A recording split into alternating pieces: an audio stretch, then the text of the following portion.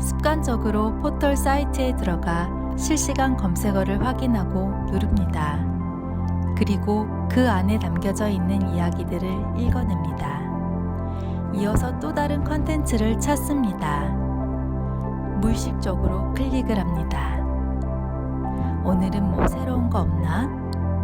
오늘은 재미있는 게 있을까? 하고 말입니다. 당신은 이런 유사한 행동을 한 적이 있으십니까? 그렇다면 이것은 당신이 이야기를 쫓고 있음을 반증하는 증거입니다.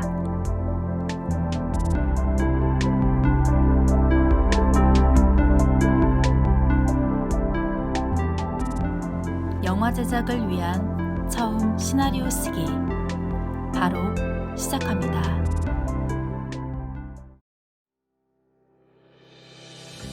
우리는 이야기에 둘러싸여 있습니다. 일일이 손으로 셀 수 없는 다양한 문학 작품들, 대형 전광판, TV, 라디오 등에서 매일같이 쏟아지는 수십 건의 뉴스들, 포털 사이트에서 쉽게 접할 수 있는 웹툰과 웹소설, 지상파, 종편, 케이블 할 것 없이 여러 방송에서 분기별로 만들어지는 수십 편의 드라마들, 그리고 100여 년이 넘는 역사를 가진 영화에 이르기까지 이 모든 것이 우리 주변의 이야기입니다. 이야기의 대단한 특성. 이야기는 한 곳에 있지 못합니다. 복제되어 여러 곳으로 전달됩니다. 사람 사이에서는 주로 대화라는 과정을 통해 자신도 모르게 아주 자연스럽게 우리는 이야기를 듣고 말하고 전합니다. 커지고 때론 작아지며 이 사람에서 저 사람으로 이야기는 옮겨집니다. 한창 대화를 나누고 있는 두 사람이 있습니다. 글쎄, 그 집 둘째 아들, 누구? 그 가겠지? 크리어 윗집, 그 키 큰 애, 둘째, 얼마 전에 이혼했대야. 이혼? 아니 장가도 안 간 놈이 무슨 이혼이래? 갔대, 혼인 신고만 했대. 아유, 어쩐다냐, 30 초반 아니여? 근데 이혼은 왜 했대? 대화를 들어보니 어떠신가요? 대화의 기능에 대해 감이 좀 잡히십니까? 대화는 단순한 의사소통의 차원을 뛰어넘어 우리에게 이야기를 들려주고 그 이야기가 뻗어나갈 수 있게 만듭니다. 영화에서 대화는 매우 중요한 수단입니다. 두 사람의 대화는 우리에게 가게집 둘째 아들에 대해 몇 가지를 알려주었습니다. 가게집은 마을 위쪽에 있어서 윗집이라고 불립니다. 가게집에는 아들이 몇 명 있는지 정확히 알 수는 없지만 최소 2명입니다. 그중 둘째 아들은 30 초반이며 키가 큽니다. 결혼을 했으나 결혼식은 올리지 않았고 혼인신고만 했습니다. 그러다 최근 이혼을 했습니다. 두 사람의 대화가 영화 속의 한 장면이었고 둘째 아들이 주인공이라고 가정해 보겠습니다. 시나리오 작가는 둘째 아들이 사는 동네의 수다스러운 두 사람의 입을 통해서 주인공 둘째 아들에 관한 정보를 관객이 알도록 만들었습니다. 이 정보들은 영화 속에서 긴밀하게 얽혀지며 이야기가 전개되는 데에 일조하게 될 것입니다. 그리고 대화는 이야기와 이야기를 전달하는 방법으로서 중요한 표현 요소임을 기억하시길 바랍니다.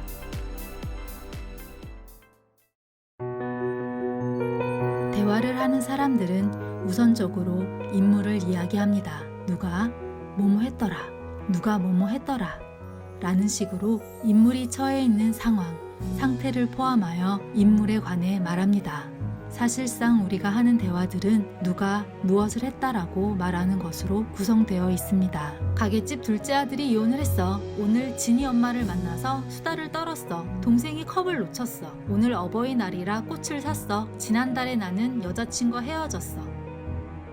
동생이 컵을 놓친 것도, 내가 여자친구와 헤어진 것도 이야기입니다. 이야기에는 반드시 누가라는 인물이 등장하고 그 인물은 행동, 액션을 합니다. 누가 어디서 무엇을 하느냐 그 자체로 이야기가 됩니다. 이소부와 토끼와 거북이는 어떤 이야기입니까? 주요 등장인물은 누구이고 무엇을 합니까? 누가, 토끼와 거북이가 행동, 무엇을, 달리기 시합. 따라서 이 작품은 토끼와 거북이가 달리기 시합을 하는 이야기입니다. 여기서 우리는 알 수 있습니다. 이야기는 누가 무엇을 했다 라고 설명되어진다는 것을 말입니다.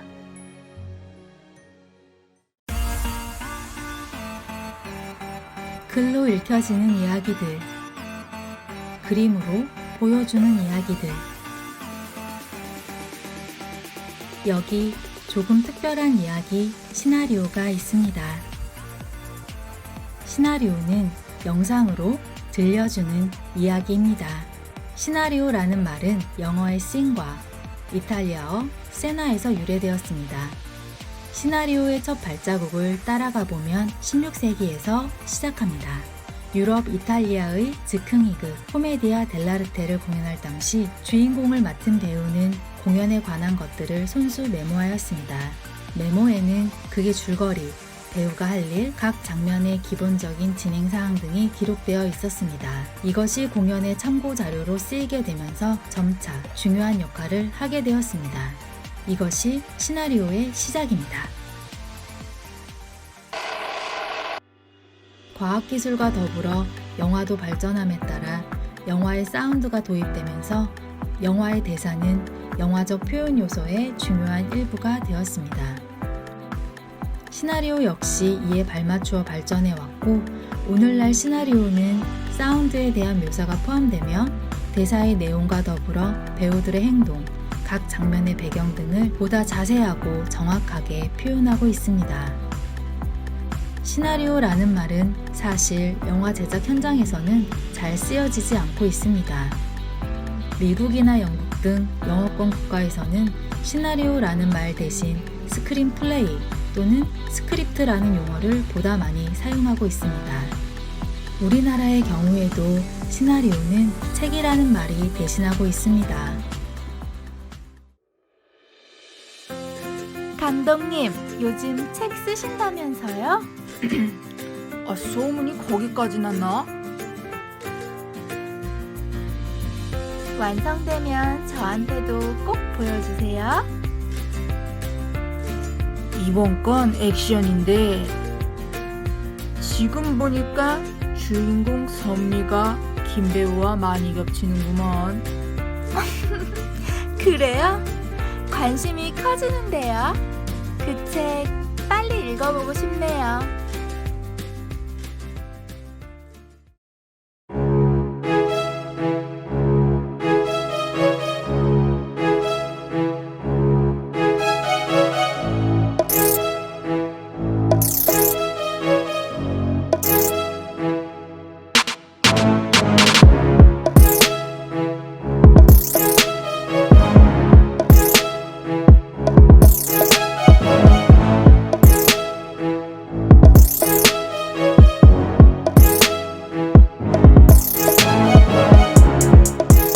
정답은 엔딩 크레딧입니다. 엔딩 크레딧은 영화가 끝난 후 배우 감독들을 포함한 스텝, 삽입고, 협조한 단체나 기관 등 영화 제작에 참여한 모든 사람들과 관련된 것들이 나열된 것으로 클로징 크레딧이라고도 합니다. 특히 시나리오와 관련된 포지션에는 원안, 원작, 각본, 각색이 있습니다.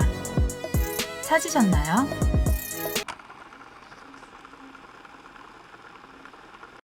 이에 대해 알아보기 전에 먼저 시나리오의 종류에 대해 살펴보도록 하겠습니다.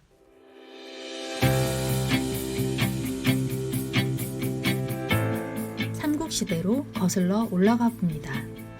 여기 고구려 백제 신라가 있습니다. 신라에는 골품제도라고 하는 신분제도가 있습니다. 골품제도는 왕족과 귀족 그리고 그 이하 평민들이 구성되어 있는데, 왕족에는 순수 혈통인 성골과 순수 혈통이 아닌 진골로 구분됩니다. 여기서 순수 혈통이라 함은 부모 모두가 왕족인 것을 말하며 왕이 되기 위해서는 순수 혈통이어야만 했습니다. 순수 혈통이 아닌 진골은 왕이 될 수 없었습니다. 귀족은 6개의 두품으로 나뉘는데 그중 6두품은 가장 높은 등급이었지만 출세를 하는데 제도적인 한계를 가지고 있었습니다. 아무리 뛰어나더라도 6두품 이상의 높은 관직에는 오르지 못했기 때문입니다. 재미있게도 신라 골품 제도는 시나리오의 종류와 묘하게 닮아 있습니다. 시나리오는 오리지널 시나리오, 각색 시나리오, 레제 드라마로 구분되는데 순수 혈통인 성골은 오리지널 시나리오로, 순수 혈통이 아닌 진골은 각색 시나리오로, 한계를 지닌 6두품은 레제 드라마로 매치할 수 있습니다.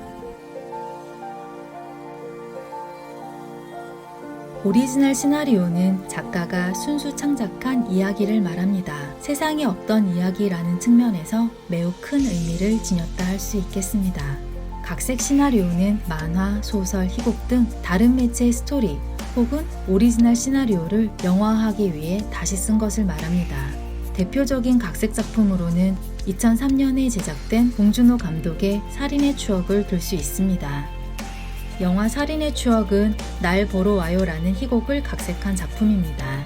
원하는 시나리오의 원형이 되었던 이야기를 말하는 것이므로 영화 살인의 추억의 원한 또는 원작은 날 보러 와요라고 할 수 있습니다.